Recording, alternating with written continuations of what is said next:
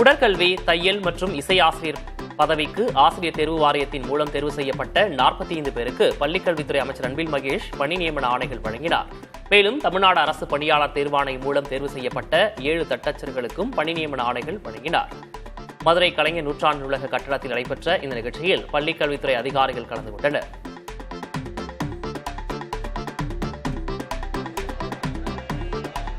சேலம் மாவட்டம் மேட்டூர் மற்றும் அதன் சுற்றுவட்டார பகுதிகளில் நடைபெறும் குலதெய்வ திருவிழாக்களை முன்னிட்டு நங்கவள்ளி கால்நடை வார சந்தையில் ஆடுகள் விற்பனை அமோகமாக நடைபெற்றது.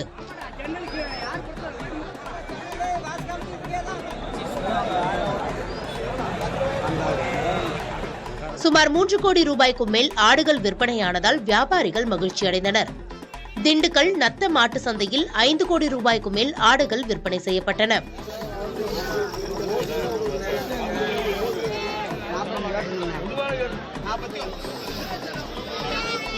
பக்ரீத் பண்டிகையை முன்னிட்டு கிருஷ்ணகிரி மாவட்டம் போச்சம்பள்ளி ஆட்டுச்சந்தையிலும் 5 கோடி ரூபாய்க்கும் மேல் வர்த்தகம் நடைபெற்றுள்ளது.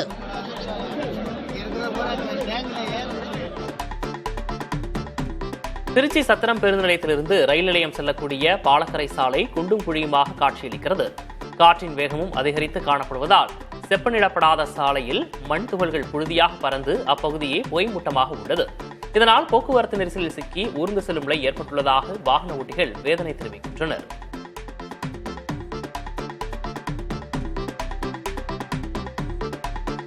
மயிலாடுதுறை அருகே இலுப்பூர் கிராமத்தில் உள்ள பழமை வாய்ந்த மகா மாரியம்மன் கோயிலில் குடமுழுக்கு விழா கோலாகலமாக நடைபெற்றது. இதில் திரளான பக்தர்கள் கலந்து கொண்டு தரிசனம் செய்தனர்.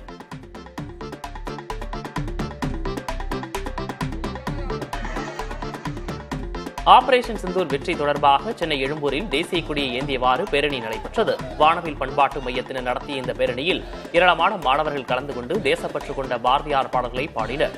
மேலும் இந்த பேரணியில் முன்னாள் அமைச்சர் HV ஹண்டா, பத்மபூஷன் நல்லி குப்புசாமி உள்ளிட்டோர் பலர் கலந்து கொண்டனர்.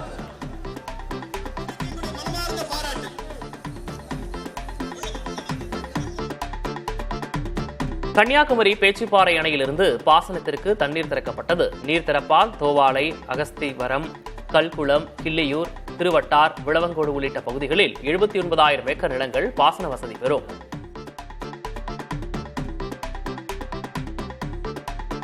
தேனி மாவட்டத்தில் பரவலாக பெய்து வரும் மழையின் காரணமாக வைகை அணைக்கு நீர்வரத்து தொடர்ந்து அதிகரித்து வருகிறது. வினாடிக்கு 949 கனஅடியாக இருந்த நீர்வரத்து இன்று காலை 1887 கனஅடியாக உயர்ந்துள்ளது. இதன் காரணமாக அணை நீர்மட்டம் ஒரே நாளில் 1 அடி உயர்ந்து 55.37 அடியாக அதிகரித்திருக்கிறது. இதனால் 5 மாவட்ட விவசாயிகள் மகிழ்ச்சி அடைந்துள்ளனர்.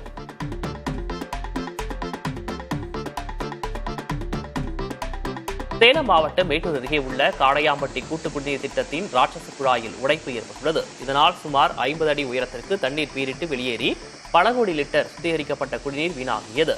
குழாய் உடைப்பின் காரணமாக ஓமலூர், தாரமங்கலம், தொப்பூர், மேச்சேரி, நங்கவள்ளி, ஜலகண்டபுரம் ஆகிய பகுதிகளுக்கான குடிநீர் விநியோகம் பாதிக்கப்பட்டுள்ளது. புதிய குழாய் அமைக்க வேண்டும் என பொதுமக்கள் கோரிக்கை விடுத்துள்ளனர்.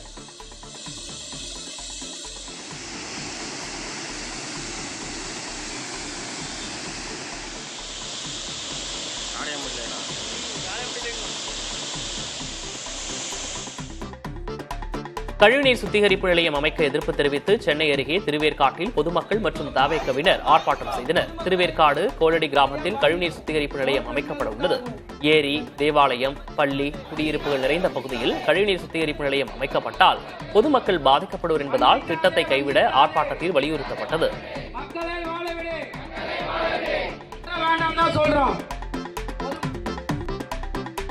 கோடை விடுமுறையின் கடைசி நாளான இன்று திருச்செந்தூர் முருகன் கோயிலில் பக்தர்கள் கூட்டம் அலைமோதியது. அதிகாலை முதலே ஏராளமான பக்தர்கள் குடும்பத்துடன் நீண்ட வரிசையில் காத்திருந்து முருகனை தரிசனம் செய்தனர்.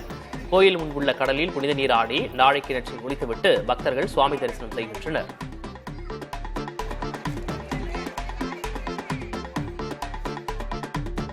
சென்னை மணலி சுற்றுவட்டார பகுதிகளில் உள்ள தொழிற்சாலைகளிலிருந்து வெளியேறிய ரசாயன புகையால் பெரும் காற்று மாசு ஏற்பட்டது. மழையால் காற்றின் வேகம் குறைந்ததால் புகை தரைப்பகுதி வழியாக சென்று மணலி நெடுஞ்சாலை பொய்மூட்டத்துடன் ஆகியது. இதனால் வாகன ஓட்டிகளுக்கு கண்ணெரிச்சல் மற்றும் மூச்சு திணறல் ஏற்பட்டது. தொழிற்சாலை புகையால் மணலி சுற்றுவட்டார மக்கள் பெரும் பாதிப்புக்கு உள்ளாகி வருகின்றனர்.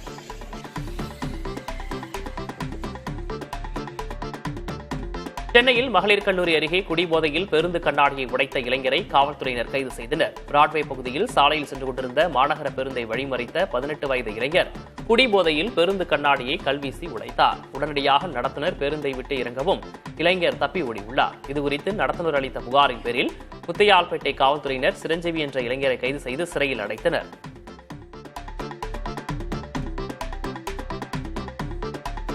நாமக்கல் மாவட்டம் ராசிபுரத்தில் உள்ள கைலாசநாதர் கோயிலில் தெய்வ சேக்கிழார் பெருமான் குரு பூஜை நடைபெற்றது. இதில் 100க்கும் மேற்பட்ட பெண்கள் கலந்து கொண்டு அகல் விளக்கு ஏந்தி நகரின் முக்கிய வீதிகள் வழியாக வலம் வந்தனர்.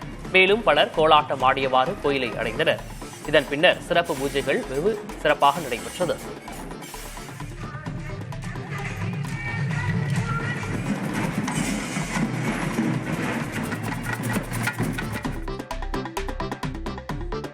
திருவள்ளூர் மாவட்டம் திருத்தணி மலைக்கோயில் ஆட்டோ ஓட்டுநரை தாக்கிய பெண் காவலர் மீது நடவடிக்கை எடுக்க கோரி ஆட்டோ ஓட்டுநர்கள் முற்றுகை போராட்டத்தில் ஈடுபட்டனர். ஆட்டோவை செல்போனில் படம் பிடித்ததால் ஏற்பட்ட வாக்குவாதத்தில் ஓட்டுநர் தீன்பாயை பெண் காவலர் லீலாவதி தாக்கியதால் அவர் மீது நடவடிக்கை எடுக்க கோரி 100க்கும் மேற்பட்ட ஆட்டோ ஓட்டுநர்கள் டிஎஸ்பி அலுவலகத்தை முற்றுகையிட்டனர். சென்னை காசிமேடு மீன்பிடி துறைமுகத்தில் 1 கிலோ வஞ்சர மீன் விலை 2000 ரூபாயாக அதிகரித்திருக்கிறது. வார இறுதி மற்றும் விடுமுறை நாள் என்பதால் மீன் சந்தையில் அசைவ பிரியர்களின் கூட்டம் அலைமோதியது. மீன்பிடி தடைகாலம் என்பதால் வரத்து குறைந்து விலை அதிகரித்து காணப்படுகிறது.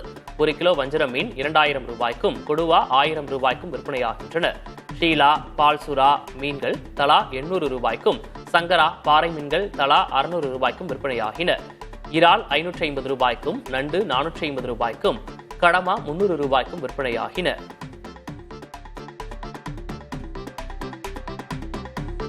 சென்னை ராயப்பேட்டையில் உள்ள நகைப்பட்டறையில் தங்கக்கட்டியை திருடிய ஊழியர் கைது செய்யப்பட்டார். அவரிடமிருந்து 20.9 கிராம் எடையுள்ள தங்கக்கட்டி மீட்கப்பட்டது. கேத்தட்ரல் சாலையில் இயங்கி வரும் தங்க நகை பட்டறையில் வேலை செய்து வரும் பாபி ஹஸ்ரா தங்கக்கட்டி மற்றும் காப்பர் கம்பிகளை திருடியதாக பட்டறையின் மேலாளர் கௌதம் காவல்துறையில் புகார் அளித்தார். புகாரின் அடிப்படையில் பாபி ஹஸ்ராவை கைது செய்த காவலர்கள் தங்கக்கட்டி மற்றும் காப்பர் கம்பிகளை பறிமுதல் செய்தனர். ஈரோட்டில் மின்வெளியில் சிக்கி உயிரிழந்த பெண்ணை யாருக்கும் தெரியாமல் புதைத்தவரை காவல்துறையினர் கைது செய்தனர். கடந்த 17ஆம் தேதி பங்களாபுதூர் பகுதியைச் சேர்ந்த ஜோதிமணி காணாமல் போயுள்ளார். அவரது மகன் காவல் நிலையத்தில் புகார் அளித்தார். விசாரணையில் பெரியசாமி என்பவருடைய விவசாய தோட்டத்தில் சட்டவிரோதமாக அமைக்கப்பட்டிருந்த மின்வெளியில் சிக்கி ஜோதிமணி உயிரிழந்தது தெரியவந்தது.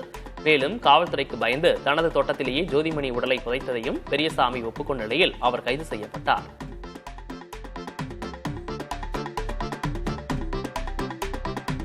கோவை தெற்கு சட்டமன்ற தொகுதியில் இலவச மருத்துவ முகாமை பாஜக சட்டமன்ற உறுப்பினர் வானதி சீனிவாசன் தொடங்கி வைத்தார். பிறகு முருக பக்தர்கள் மாநாடு தொடர்பாக வீடு வீடாக பொதுமக்களிடம் நோட்டீஸ் வழங்கினார்.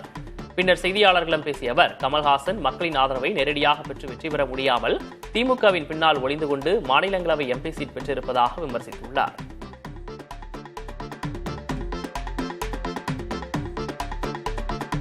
நீதி கட்சியின் தலைவர்களில் ஒருவரான சரியேட்டி பன்னீர்செல்வம் பிறந்தநாளை முன்னிட்டு திருச்சியில் உள்ள அவரது மணிமண்டபத்தில் அரசு சார்பில் மரியாதை செய்யப்பட்டது.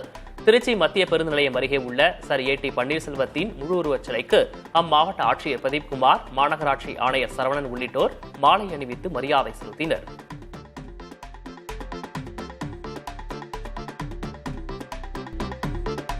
தேனி விவசாய நிலங்களுக்கு முதல் போக பாசனத்திற்காக முல்லைப் பெரியாறு அணையிலிருந்து நீர் திறக்கப்பட்டது. மாவட்ட ஆட்சித்தலைவர் ரஞ்சித் சிங் நீரை திறந்து வைத்தார். வினாடிக்கு 200 கனஅடி வீதம் பாசனத்திற்கும் 100 கனஅடி வீதம் குடிநீர் தேவைக்காகவும் மொத்தம் 300 கனஅடி நீர் 120 நாட்களுக்கு நீர் திறக்கப்படுகிறது. தேனி, திண்டுக்கல், மதுரை, ராமநாதபுரம், சிவகங்கை ஆகிய 5 மாவட்டங்களின் குடிநீர் மற்றும் விவசாயத்திற்கு ஆதாரமாக விளங்கும் முல்லைப் பெரியாறு அணை நீர் திறப்பால் கம்பம் பள்ளத்தாக்கு விவசாயிகள் மகிழ்ச்சி அடைந்துள்ளனர். கோவை மாவட்டம் வால்பாறை பகுதியில் கடந்த சில நாட்களாக பெய்து வரும் கனமழை தற்போது குறைந்து மக்களின் இயல்பு வாழ்க்கை திரும்பியுள்ளது. கடந்த 25ஆம் தேதி 12 அடியாக இருந்த சோலையார் அணையின் நீர்மட்டம் 7 நாட்களில் பெய்த கனமழையால் தற்போது 100 அடியை தொட்டுள்ளது. இன்று காலை நிலவரப்படி சோலையார் அணைக்கு நீர்வரத்து 2009 கனஅடியாக இருக்கிறது.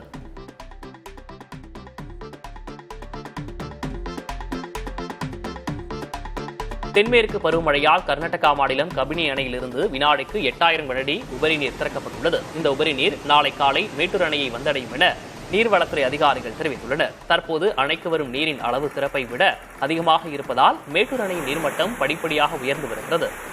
இதனிடையே தமிழக எல்லையான வெலிகுண்டுலுவுக்கு நீர்வரத்து 5000 கனஅடியாக அதிகரித்திருக்கிறது.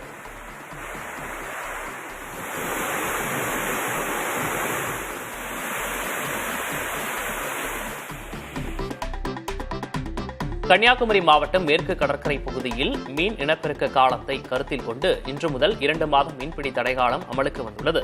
குளச்சல், முட்டம், தேங்காய்பட்டினம் துறைமுகங்களை தளமாக கொண்ட சுமார் 500க்கும் மேற்பட்ட விசைப்படகு மீனவர்கள் கடலுக்கு செல்லாததால் அனைத்து விசைப்படகுகளும் துறைமுகங்களிலேயே நிறுத்தி வைக்கப்பட்டுள்ளன.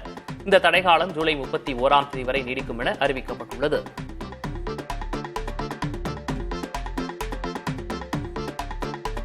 தருமபுரியில் 32 ஆண்டுகளாக வேளாண் துறையில் பணியாற்றி ஓய்வு பெற்ற மாவட்ட வேளாண் இணை இயக்குநர் குணசேகரனுக்கு அலுவலர்கள் பொன்னாடை போர்த்தி வாழ்த்து தெரிவித்தனர். பணியில் இருந்தவரை விவசாயிகளுக்கு தேவையான தகவல்களை தெரிவித்து வந்த நிலையில் ஓய்வு காலத்தில் விவசாயிகளுக்கு தேவையான விழிப்புணர்வு காணொலிகளை தயாரித்து அவர்களுக்கு வழங்க திட்டமிட்டிருப்பதாக தெரிவித்தார்.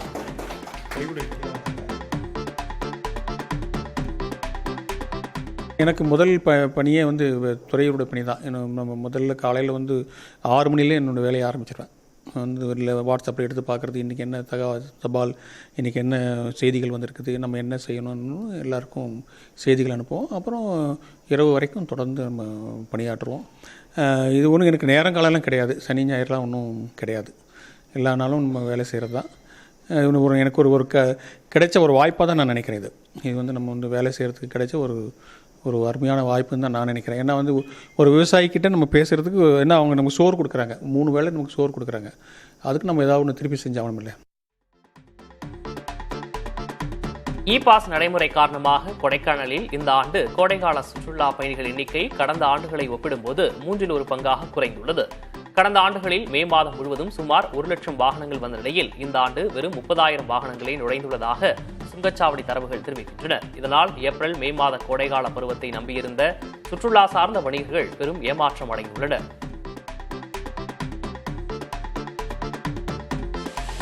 தென்காசி மாவட்டம் குற்றால அருவிகளில் சுற்றுலா பயணிகள் குளிக்க அனுமதி அளிக்கப்பட்டுள்ளது. மேற்கு தொடர்ச்சி மலைப்பகுதிகளில் பெய்த கனமழை காரணமாக கடந்த 7 நாட்களாக அருவிகளில் குளிக்க தடை விதிக்கப்பட்டிருந்தது. தற்போது மழையின் அளவு குறைந்து அருவிகளில் நீர்வரத்து குறைந்திருக்கிறது. இதன் காரணமாக குற்றாலம் மெயின் அருவி, ஐந்தருவி, பழைய குற்றால அருவி, சிற்றருவி, புலியருவி உள்ளிட்ட அனைத்து அருவிகளிலும் சுற்றுலா பயணிகள் குளிக்க அனுமதி வழங்கப்பட்டுள்ளது.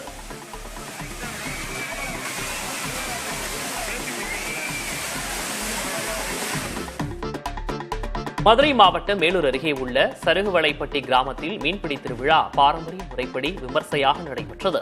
சுற்றுவட்டார கிராமங்களைச் சேர்ந்த 1000த்திற்கும் மேற்பட்ட மக்கள் இந்த விழாவில் ஆர்வமுடன் கலந்து கொண்டனர். கிராம பெரியவர்கள் அனுமதி அளித்தவுடன் பொதுமக்கள் கண்மாய்க்குள் இறங்கி தாங்கள் கொண்டு வந்திருந்த பாரம்பரிய மீன்பிடி உபகரணங்களை கொண்டு நாட்டு வகை மீன்களை பிடித்து மகிழ்ச்சியுடன் வீடு திரும்பினர். இத்தகைய சமத்துவ மீன்பிடி திருவிழா நடத்துவதன் மூலம் நல்ல மழை பொழிந்து விவசாயம் செழிக்கும் என்பது இப்பகுதி மக்களின் நம்பிக்கையாக உள்ளது. சேலம் விமான நிலையத்தை 2ஆம் நிலை தரத்திற்கு உயர்த்தி மத்திய விமான போக்குவரத்து துறை ஆணையம் அறிவித்துள்ளது. சேலத்திலிருந்து 4 முக்கிய நகரங்களுக்கு புறப்படும் விமானங்களில் தினசரி 75%க்கும் அதிகமான பயணிகள் பயணிப்பதாகவும், இன்னும் பல நகரங்களுக்கு விமானங்களை இயக்க நடவடிக்கை எடுக்கப்பட்டுள்ளதாகவும், வரும் காலத்தில் மேம்பட்ட விமான நிலையமாக மாறும் என்றும் அதிகாரிகள் தெரிவித்தனர்.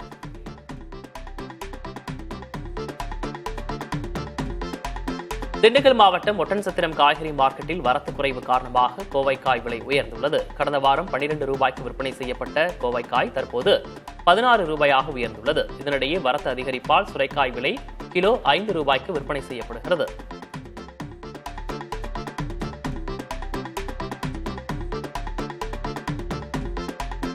புதிய ரேஷன் கார்டு கேட்டு சுமார் 1.5 லட்சம் பேர் விண்ணப்பித்து காத்திருப்பதாக தகவல் வெளியாகியுள்ளது. மகளிர் உரிமை தொகை திட்டத்துக்கு இம்மாதம் முதல் மீண்டும் பயனாளிகள் தேர்வு செய்யப்பட உள்ளதால் புதிய கார்டுகளை விரைவாக வழங்குமாறு அரசுக்கு கோரிக்கை விடுத்துள்ளனர்.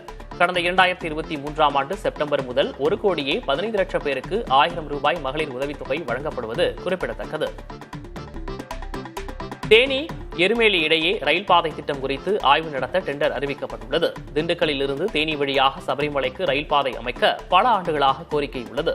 இந்நிலையில் தேனியிலிருந்து எருமேலிக்கு ரயில் பாதை அமைக்க இடம் தேர்வுக்கான ஆய்வுக்கு டெண்டர் நடக்க உள்ளதாக தெற்கு ரயில்வே அறிவித்துள்ளது. இதற்காக சுமார் 3 கோடி ரூபாய் நிர்ணயம் செய்யப்பட்டுள்ளது. டெண்டர் எடுத்த நாளிலிருந்து 15 மாதங்களில் ஆய்வுப் பணிகளை முடிக்க நிபந்தனை விதிக்கப்பட்டுள்ளது.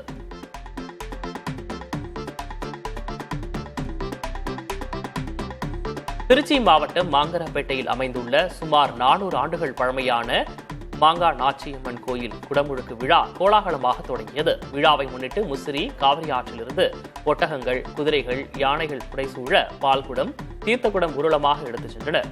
இந்த ஊர்வலத்தில் மேலதாளங்கள் முழங்க சிறுவர் சிறுமிகள் நடனமாடியபடி சுமார் 5 கிலோமீட்டர் தூரம் கோயிலுக்கு சென்றனர். வருகிற ஜூன் 5ஆம் தேதி குடமுழுக்கு விழா நடைபெற உள்ளது.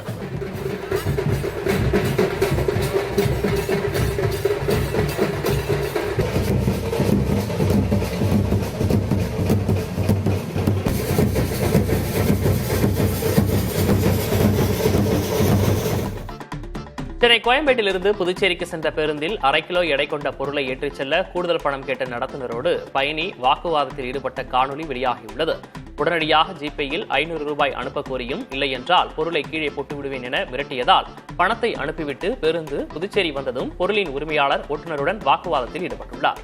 மேலும் விவகாரம் டெப்போ அதிகாரிகள் கவனத்திற்கு சென்றவுடன் 380 ரூபாய் டிக்கெட் வழங்கப்பட்டுள்ளது.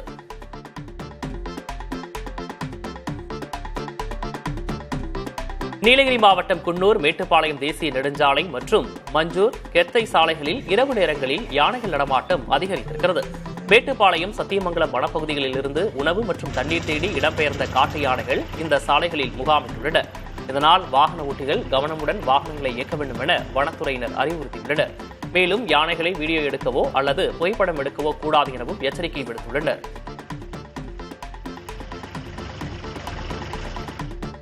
நாமக்கல் மண்டலத்தில் முட்டை பண்ணை கொள்முதல் விலையில் எவ்வித மாற்றமின்றி 5 ரூபாய் 60 காசுகளுக்கு விற்பனை செய்யப்படுகிறது. தமிழ்நாடு, கேரளாவில் முட்டைக்கான தேவை அதிகரித்துள்ளதால் வரும் நாட்களில் விலை உயர வாய்ப்பிருப்பதாக கோழி பண்ணையாளர் சங்க தலைவர் சிங்குராஜ் தெரிவித்துள்ளார். விரைவில் இந்தியாவிலிருந்து அமெரிக்காவிற்கு முட்டைகள் ஏற்றுமதி செய்ய வாய்ப்புகள் உள்ளதாகவும் அவர் கூறினார். கோவூர் சுந்தரேஸ்வரர் கோவிலில் 42 ஆண்டுகளுக்கு பின் பிரம்மோற்சவ விழா கொடியேற்றத்துடன் தொடங்கியுள்ளது. சென்னையில் நவகிரக ஸ்தலங்களில் புதன் ஸ்தலமாக விளங்கக்கூடிய கோவூர் சுந்தரேஸ்வரர் கோயிலில் 42 ஆண்டுகளுக்கு பின் பிரம்மோற்சவ விழா மீண்டும் இந்த ஆண்டு தொடங்கியுள்ளது. 10 நாட்கள் நடக்கும் பிரம்மோற்சவ விழா கொடியேற்றத்துடன் தொடங்கிய நிலையில் முக்கிய நிகழ்வான தேர் திருவிழா வரும் 6ஆம் தேதி நடைபெறுகிறது. 1984ஆம் ஆண்டிற்கு பிறகு பிரம்மோற்சவ விழா நடைபெறுவது அப்பகுதி மக்களிடையே மகிழ்ச்சியை ஏற்படுத்தியிருக்கிறது.